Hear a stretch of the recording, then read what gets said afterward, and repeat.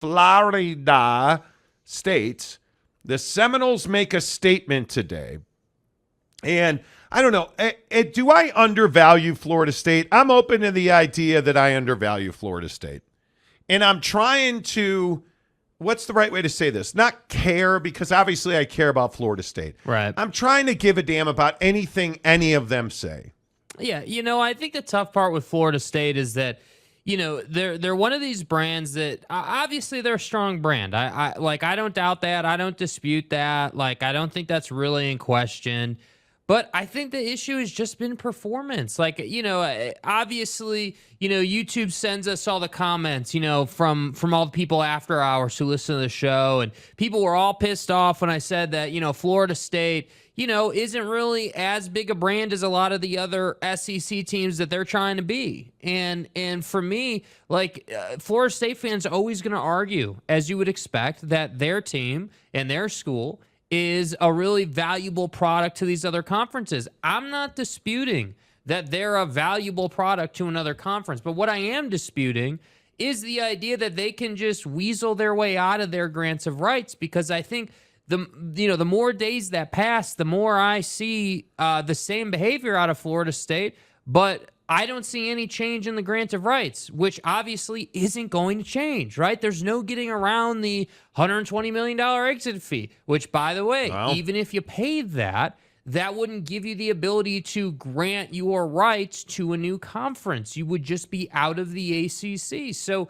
that's why I say with this Florida State situation, my take has always been you can bark as loud as you want to bark. You're welcome to. Please make as much noise as possible. But that's not going to give you more options when it comes to leaving the conference. Yeah, and I think I want to play this bite from Florida State President Richard McCullough. And listen, I understand that Florida State's a brand. I don't think anybody's trying to spite Florida State or slight them for what they've done. I don't think anybody is saying that Florida State is not a meaningful brand.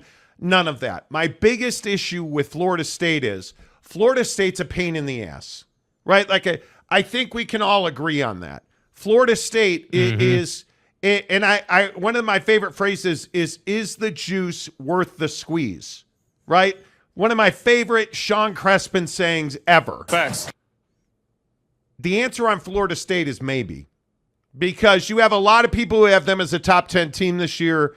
I'm not ready to say that yet. That's great. You're going to win a football game. But until Mike Norvell proves to me that he is a Power 5 football coach at a very high level, I'm not buying this at all. And I'm telling you again that Florida State continues to be that partner of yours that you dread when the phone rings or you get a text message and you see their name.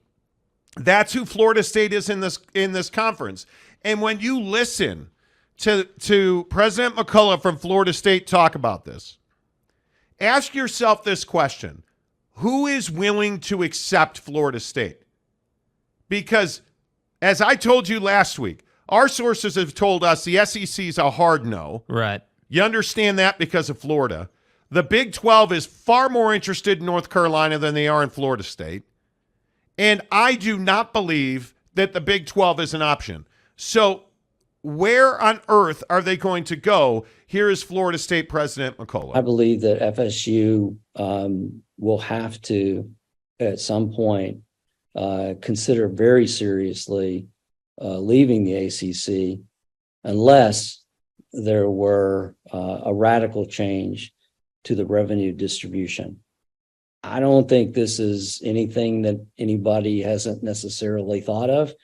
But I wanted to make that statement to the board. Or what? Yeah. Unless they give us more money, we're going to where? Do what? Where are you going to go? Because you're not going to the Big Ten, at least not now. The Big Ten, as we've reported for months on this show, very clearly is interested in Notre Dame. We heard last week, or I guess it's 2 weeks ago now when the Oregon-Washington story broke, that the Big Ten did not want to go to 20 with Stanford and Cal because they were holding out hope of adding Notre Dame and North Carolina to be 19 and 20. Yeah. So you're not going to the Big Ten. Florida is cock blocking you in the SEC.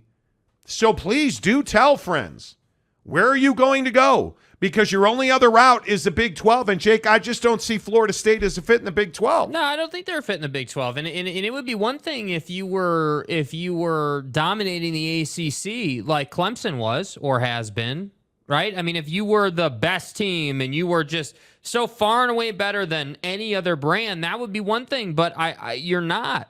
And I look at Florida State, and I think it's just hard when you're trying to do what they're trying to do and you don't really have a leg to stand on. Yes, does your branding and does your revenue generation at your university rock? Yes, it does. You're really good. You sell the football stadium, like you're doing great things, no doubt. But I think when we talk about these bigger picture moves, especially for Power 5 brands that in at least recent memory, relatively recent memory with Jimbo have been, somewhat successful. Like, I think you have to understand that winning does in fact matter. I mean, we're not talking about, like yesterday on the program, talking about Boise State and SMU or like some of these G5s. Like, dude, when we're talking about G5s, like winning doesn't necessarily matter as much. It's more about education status and all this other stuff. But when you're trying to play with the big boys in the Big 10 and the SEC, because I completely agree, you're not a fit in the Big 12. So where are you going to go? And my point still remains, maybe instead of leaving the conference or trying to leave the conference, maybe the point should be, hey, how can we renegotiate? Or if we can't do anything, let's take the Brett Yormark approach. Let's talk about how we can make more money with the options we do already have. Yeah, and I will again just say I'm not buying for a second that Florida State has all this mythical value. And again, if you look at Stanford, because Stanford is clearly the crown jewel of the remaining four, Stanford makes sense to the ACC. Cal does not. And Stanford only makes sense because of the $100 gazillion, quite literally, I believe it's $1 billion sports endowment that Stanford has, which means they have a pot of money that's at least $1 billion to pay for sports. That's the only reason they're a fit. Are they geographically a fit? Absolutely not. Are they philosophically a fit with the ACC? Absolutely not. So look, please don't try to sell me on this bill of goods that somehow Florida State has all this influence. And can we now stop saying, the grant of rights, the lawyers are all over this thing? You're not getting out of the grant of rights. Yeah, where were all the loopholes you guys allegedly had found? Because that's what we heard. All of the ACC fans that came in last week and said, there's loopholes, and your mom's cousin's brothers, friends, former bosses, wife's best honor guard guy at her wedding delivered a pizza to the Bob Bowlesby family farm one day. That creates, that's the level that this is getting to now. There's somehow some litany of conspiracy theories that are going to end the grant of rights in the ACC. It's not happening. Yeah. You're not paying $120 million to get out. And then on top of that, by the way, you still don't get your TV rights.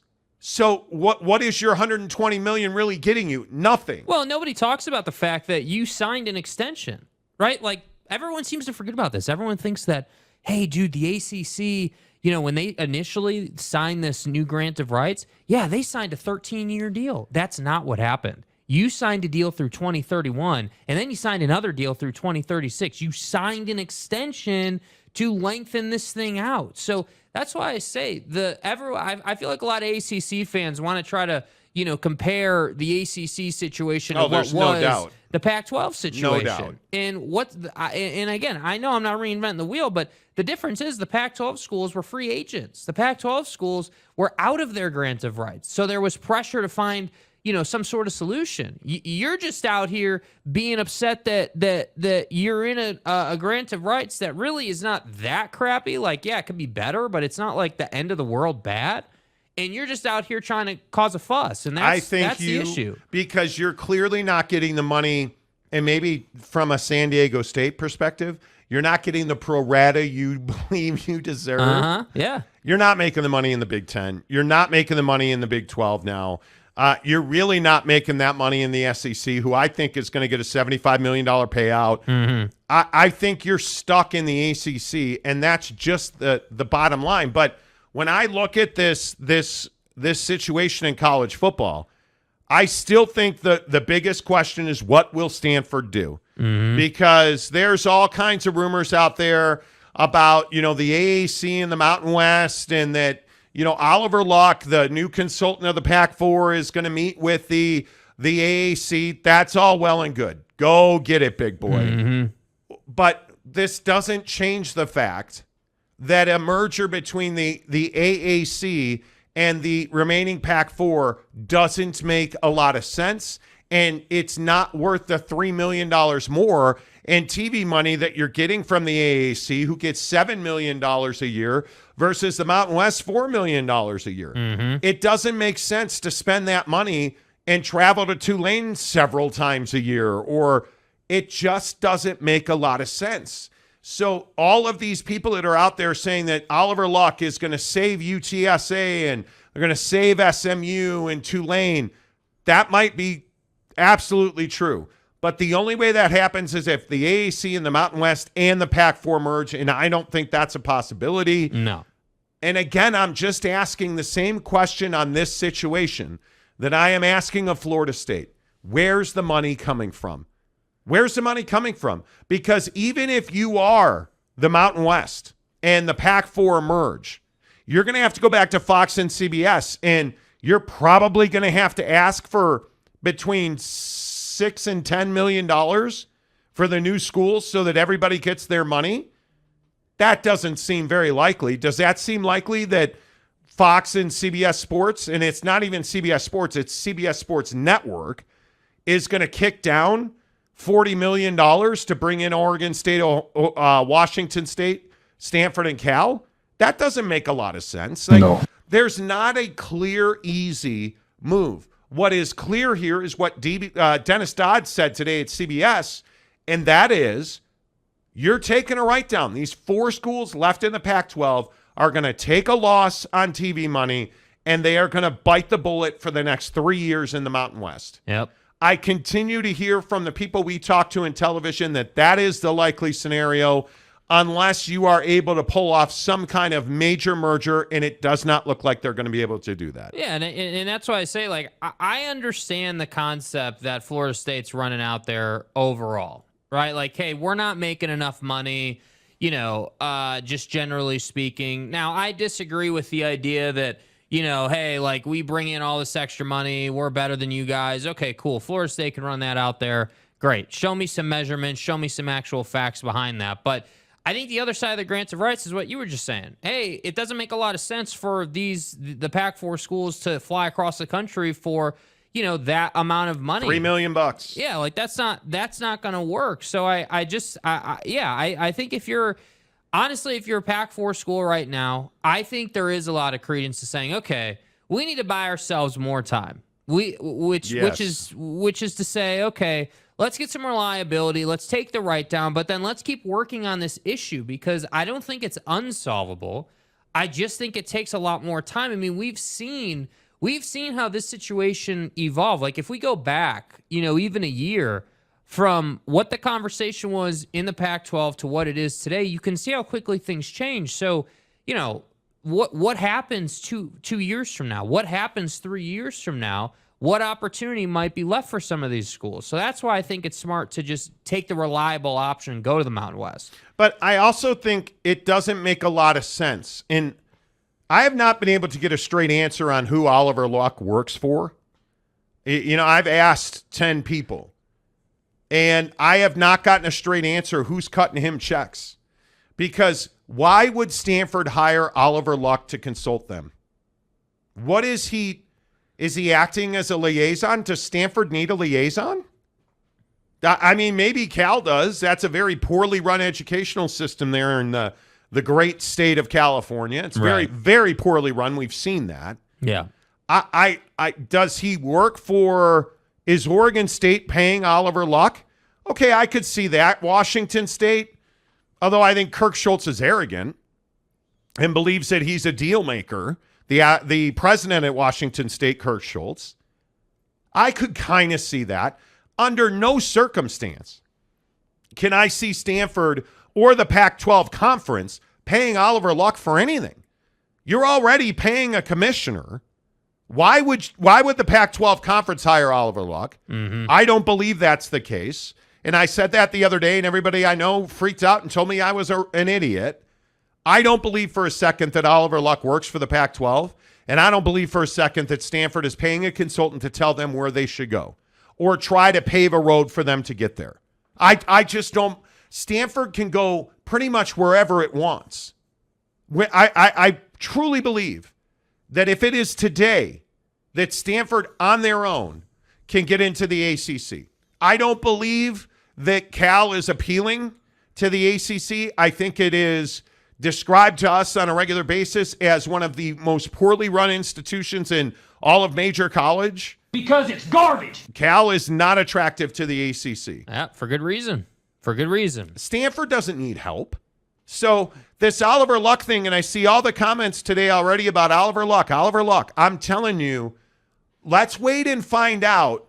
And I'm out on a limb here because nobody's told me this, but I don't believe for a second he works for the Pac-12. Well, and I think that I don't. Yeah, I just don't know why, if you're the Pac-12, right, Pac-4, why you would bring him in. I mean, again, this is just one of those situations where a consultant, in my opinion, in this particular situation, isn't going to be able to tell you something that you can't see or don't know. I mean, that's precisely the point of a consultant. Hey, I don't know much about this topic, and it's affecting my bottom line. Can you come in and help us, figure out what we can do about it? I mean, that's why you would bring a consultant in, but it's a pretty straightforward proposition. Like if you're Stanford, hey, unfortunately, Stanford can't go somewhere on their own because then that brings an uneven number to other conferences on the football field, which is not going to work. So unfortunately for Stanford, they do need a dance partner here. And I don't know who that dance partner is. So I'm pretty certain it's not Oliver Luck. Well, I agree with you. It's very difficult to create an unbalanced conference. Nobody wants to do that. Yeah. The answer is to merge with the Mountain West. Yeah. Well, and that's why I say you just need more time. You need if you said to me, okay, Stanford brought in Oliver Luck as an example. Stanford wants to bring in Oliver Luck or brought in Oliver Luck to do the yeoman's work on this, to do all the digging, to have all the conversations, to dig up all the information on what are all the possibilities of another school that we could partner with to get to the ACC. So I got to talk to the ACC. Then I got to go talk to 10 schools. Then I got to come back to you guys. Like, dude, there's a lot of legwork. By the way, you still got to run Stanford. Like, there's still the business of billion-dollar educational funds and let's stuff. not forget that Mark Tessier-Levine is stepping down as president of Stanford because of this fraud situation. Yeah, you got that too. So you have a change in leadership there. I just don't buy it for a second. Everybody's on this train that Oliver Luck works for the Pac-12. I have not heard that one time. Well, seriously, and I know a lot of people keep running that out there. I haven't heard that one time. Yeah. Not one time. So I think we tend to get ahead of ourselves and we get excited and, hey, everybody wants everything and I know this guy's going here and exercise caution. Yeah. Because I don't think anybody knows anything. Honest to goodness. And I know that Oliver Luck has a tremendous track record as an administrator in college athletics and a deal maker and a broker. I completely understand that.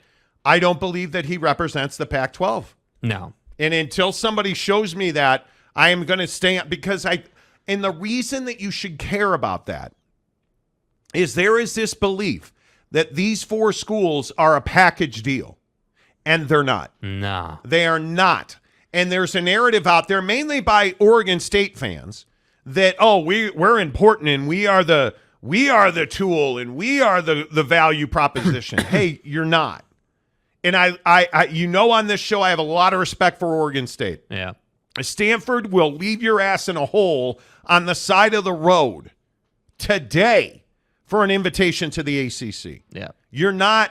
These four teams are not a package deal. I don't even believe that Stanford and Cal are a package deal. Well, it's a cute little Cinderella story, right? Oh, the four It is. remaining who It is. And this is what I said, and I know we had our disagreements on this last week on the program, but like I've never been comfortable with this idea of, hey, these 4 schools that, got left behind by their conference, members, and now they're banding together and they're going to find their way to survival. What is this, Hollywood? No, it's not, dude. These schools. What is this, Finding Nemo in the East Australian Current? Yeah, bro. Like, where's Dory at, right? Like, come on, dude. Like, that's not what this is. This is everybody's out for themselves, and you have 2 years under the Pac-12 umbrella, if you will. And so that's why I say, like, I think it's a great question. Who the hell does dude work for? Because he definitely doesn't, in my opinion, work for the conference. There's no way. Why would anybody hire a guy at the conference level? You're ramping down. Yeah. Right now. Yeah. You're losing money. You're ramping down. You're trying to facilitate, like. I mean, are you really telling me the Pac-12 brings in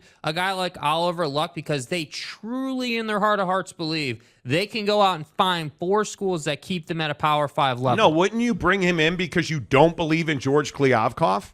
That's the message you would be sending if you're cutting a check to Oliver Luck.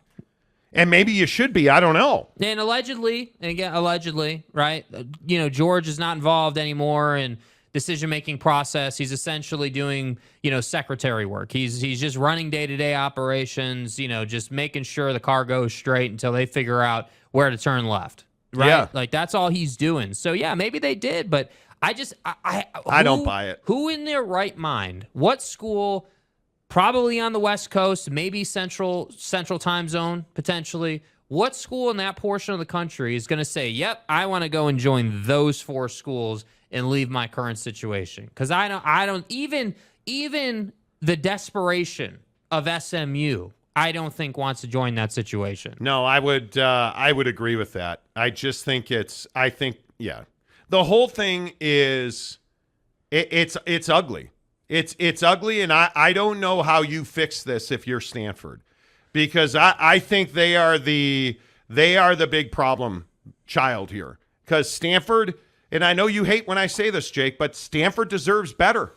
Stanford deserves better. Well, I agree that Stanford does deserve better than they got here, but I think that the hard part is that, yes, Stanford has a ton of value. Yes, you always hear people say they have one of the best athletic departments in the country. That is true. That is a fact. That's not in question. True. It's not in question. The problem for Stanford is they just don't make money in football and basketball. And so when you get into TV conversations... But wait, there's a they don't win games. They don't win games. So you're saying they do make money in TV? They make, well... Or in football and basketball, I mean. Yeah, to the extent that... There's gate, there's ticket sales, there's concessions, now, are they going to the tournament? Not lately. Are they going to the college football playoff? Certainly not. Yeah, my point was just going to be that you don't make enough money to a conference, or you don't have a big enough splash in the pool, if you will, to be attractive to other conferences and, by extension, their current TV partners. That's why you're in this situation. Yeah, and that's why I was hesitant to bring it up. I totally disagree with you. I think Stanford is incredibly attractive. Cal is the ugly sister here with all the warts on her face. Yeah, I just think Cal's not even a conversation. Nobody's taking Cal. But again, Stanford's if a conversation. you're the ACC, yeah, are you willing to deal with Cal? I don't think they are. I think adding Stanford and Cal makes almost no sense for the ACC. Mm-hmm. The travel alone and the cost, the scheduling, the workaround. There is no other West Coast schools to add. There's no travel partners to be had. You're leaving 2 on an island out there, and it doesn't make a lot of sense. So, but damn, dude, you can't tell me they wouldn't invite Stanford on their own today if they could. Because I agree. I don't believe that they would. But I don't know. I don't know why it's. Yeah, I don't know why it's hard to understand that. Hey, yeah, you have a great athletic department, but you haven't done enough. Did a tree fall on you or something? Is that why you hate Stanford? I don't hate Stanford. Like, I'm just simply laying out the bet that they've made for themselves here. Was it that they turned you down 17 times when you tried to get in? You're the one who said last week, hey, it's a choice. They've chosen academics. Is Great. it because they addressed a letter to you that said, hey, stupid, on the front of the envelope? Is that why you don't like Stanford? Probably, right? They're the academia. I'm the idiot over here, right? Like, that's, Here I am. It's just you. Yeah. Stanford, I am indifferent on Stanford. It's not like Florida State, who's now pissing me off, right? Like, Stanford, how do you hate trees? I don't hate trees. You don't hate trees, but you're like, well, dude, they don't win games. They don't make money. They don't. And their cheerleaders are, they throw shot put. Their cheerleaders throw shot put. That's just what it is. Yeah. Like, I don't understand why you're so like down on Stanford. I'm not down on them. I'm just saying, dude, if you want to sell yourself a story about how, hey, Stanford's a great institution, great academia, great athletic department, I agree with all that. Where we part company is, I think there is much more weight in the conversation on the fact that you're terrible on the football field, you're terrible on the basketball court, and I don't care if that was a choice. TV partners don't care if that was a choice. That's where you're at right now, man. Who hurt you, Jake? Stanford did. They let me down. Oregon at Texas Tech coming up on September 9th. That's just 3 weeks away in good old Lubbock. Pew, pew. Who wants to go see him? I've got a pair of tickets for you. Pew, pew. Love all my Texas Tech fans. What's up, Lubbock? What's up, Raider Nation? Good to see all of you. You want to go see your beloved against Oregon?